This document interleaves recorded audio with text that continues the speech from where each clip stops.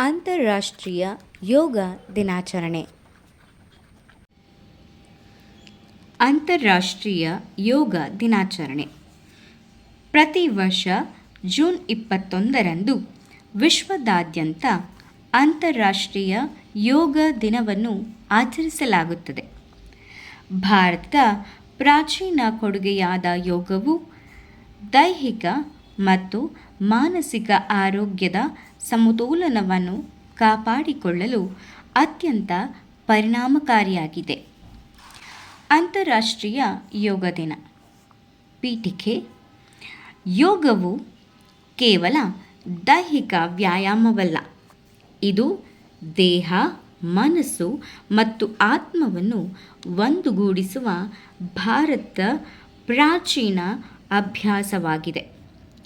ಸಂಸ್ಕೃತದ ಯಜ್ ಎಂಬ ಪದದಿಂದ ಯೋಗ ಬಂದಿದ್ದು, ಇದರ ಅರ್ಥ ಒಗ್ಗೂಡಿಸುವುದು ಎಂದರ್ಥ. ಯೋಗ ದಿನದ ಇತಿಹಾಸ. 2014ರಲ್ಲಿ ಭಾರತದ ಪ್ರಧಾನಮಂತ್ರಿ ಶ್ರೀ ನರೇಂದ್ರ ಮೋದಿಯವರು ವಿಶ್ವಸಂಸ್ಥೆಯ ಸಾಮಾನ್ಯ ಸಭೆಯಲ್ಲಿ ಜೂನ್ 21ನ್ನು ಅಂತಾರಾಷ್ಟ್ರೀಯ ಯೋಗ ದಿನವನ್ನಾಗಿ ಆಚರಿಸಲು ಪ್ರಸ್ತಾಪಿಸಿದರು. ಈ ಪ್ರಸ್ತಾವನೆಯನ್ನು 177 ದೇಶಗಳು ಬೆಂಬಲಿಸಿದವು. ಹೀಗಾಗಿ 2015ರ ಜೂನ್ 21ರಂದು ಮೊದಲ ಬಾರಿಗೆ ಇಡೀ ವಿಶ್ವವೇ ಯೋಗ ದಿನವನ್ನು ಆಚರಿಸಿತು. ಅಂದಿನಿಂದ ಪ್ರತಿ ವರ್ಷ ಜೂನ್ 21ರಂದು ಈ ಆಚರಣೆ ನಡೆಯುತ್ತಿದೆ.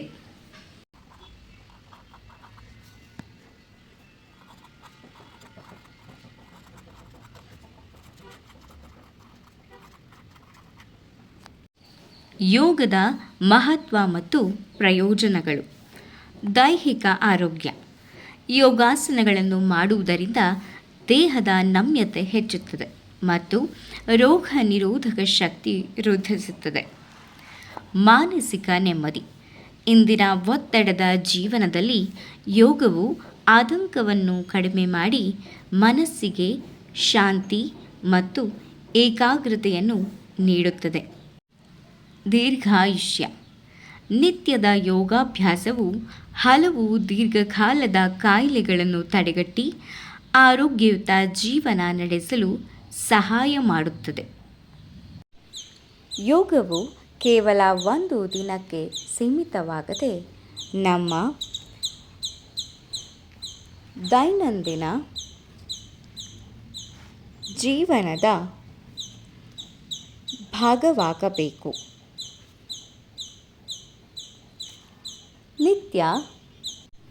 ನಿತ್ಯ ಯೋಗಾಭ್ಯಾಸ ಮಾಡುವುದರಿಂದ ಉತ್ತಮ ಆರೋಗ್ಯ ಮತ್ತು ಸದೃಢ ಸಮಾಜವನ್ನು ನಿರ್ಮಿಸಲು ಸಾಧ್ಯ.